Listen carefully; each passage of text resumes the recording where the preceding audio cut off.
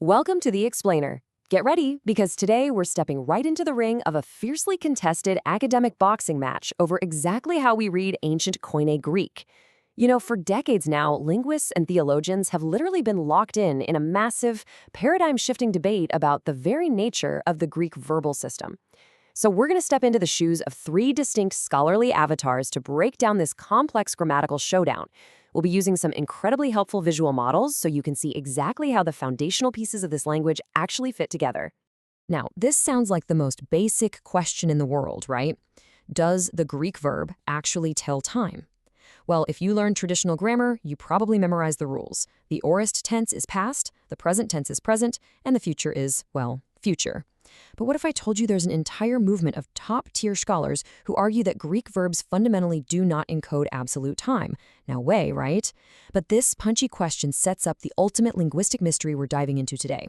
Okay, let's dive right into this core problem. Renowned scholar D.A. Carson hit the nail on the head when he noted that no matter what theory you hold, the Greek perfect tense is notoriously difficult to handle. To untangle this giant puzzle, we're bringing in three distinct scholarly avatars to guide our roundtable discussion. First up, we have Scholar A, the Porteronian, passionately defending the absolute tenseless view of Stanley Porter. Second, we have Scholar B, the Fanning realist, holding a line for Buist Fanning's more traditional time and aspect model. And finally, Scholar C, the Campbellian, the total disruptor representing Constantine Campbell's spatial metaphors.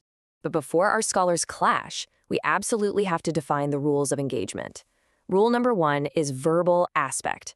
Aspect is simply a speaker's subjective viewpoint or focus on an action. I want you to imagine looking through a camera lens. You, as the photographer, can choose to step way back and capture a panoramic summary of a massive mountain, or you can zoom all the way in to focus on a single blade of grass blowing in the wind. The mountain and the grass haven't changed at all, only your subjective perspective has. That right there is aspect. Moving on to rule number two, actionsart. While aspect is your subjective camera lens, actionsart is the objective, perceived nature of how the action actually takes place in reality, regardless of the lens you're using. It's the stark difference between the camera and the actual physical event happening in front of it. Is the action inherently a quick explosion, or is it a continuous river flowing?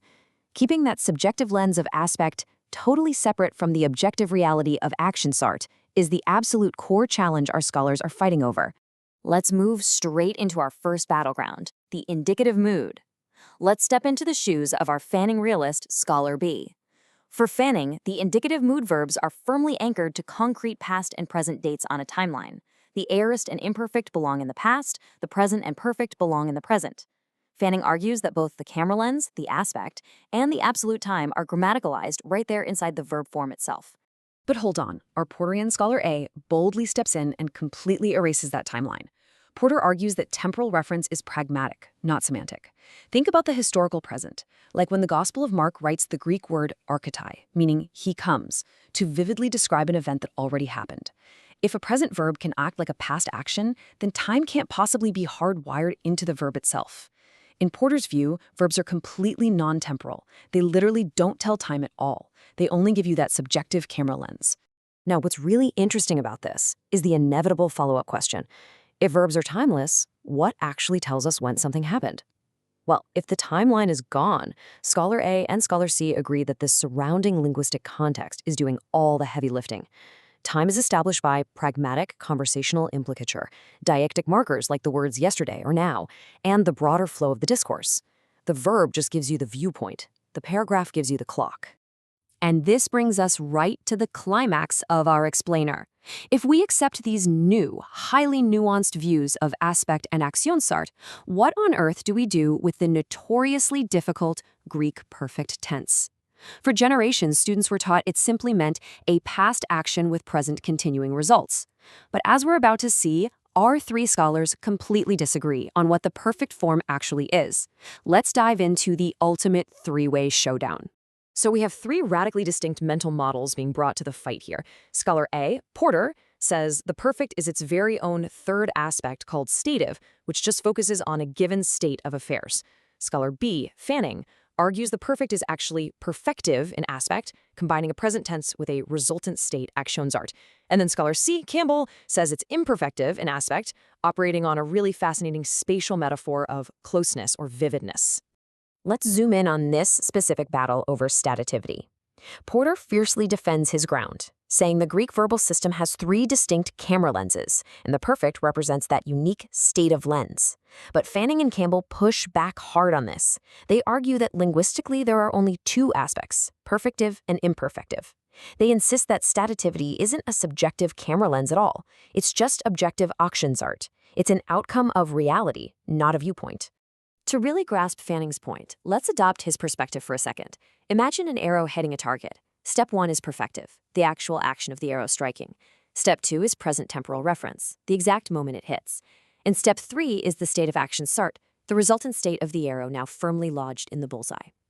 For Fanning, the perfect tense requires all three of these complex, moving parts working perfectly together. But Porter steps in and completely rejects that moving arrow metaphor. Actually, scratch that. He says there's no movement at all. He argues that the language user is simply reflecting a given, often complex, state of affairs. Forget the past action of the arrow flying through the air. For Porter, you're literally just looking at a static circle. The author isn't focusing on how the state came to be, but simply that the condition exists right now in the discourse. And now, enter Scholar C, the Campbellian disruptor.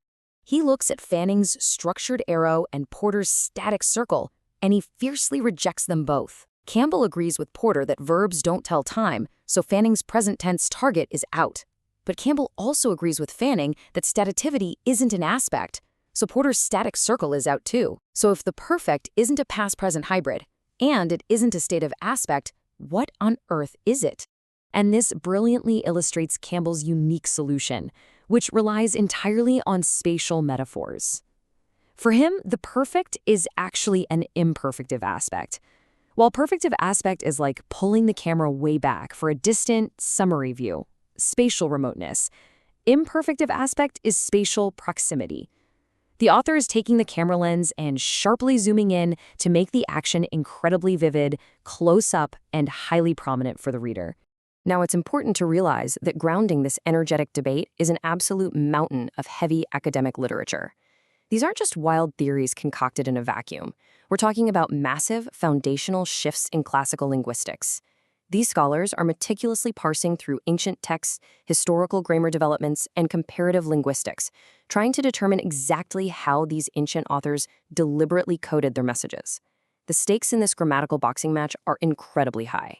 So the absolutely crucial point here is, why does this actually matter for you? Well, understanding aspect forces us to stop reading atomistically, word by word, and start reading at the whole discourse level. It reveals the author's subjective focus and mental models. It also prevents us from over-translating a simple verb form into a massive, unwarranted theological statement. But most importantly, it highlights exactly where a biblical author is intentionally using the language to create vivid proximity or distant remoteness for their audience. As discourse analysts remind us, meaning in language emerges from relationships. An author's selection of a particular verbal aspect is never just random. These grammatical choices operate within a vast network of structure. So whether you ultimately side with Porter, Fanning, or Campbell, you're recognizing that these authors were masterfully adjusting their camera lenses to deliberately shape the mental models and the experiences of their very first readers. Which leaves us with one final provocative thought. The next time you sit down to translate or study an ancient text, what lens are you going to use? Will you view the verbs as rigid markers on a timeline? Or will you see them as dynamic tools of authorial focus?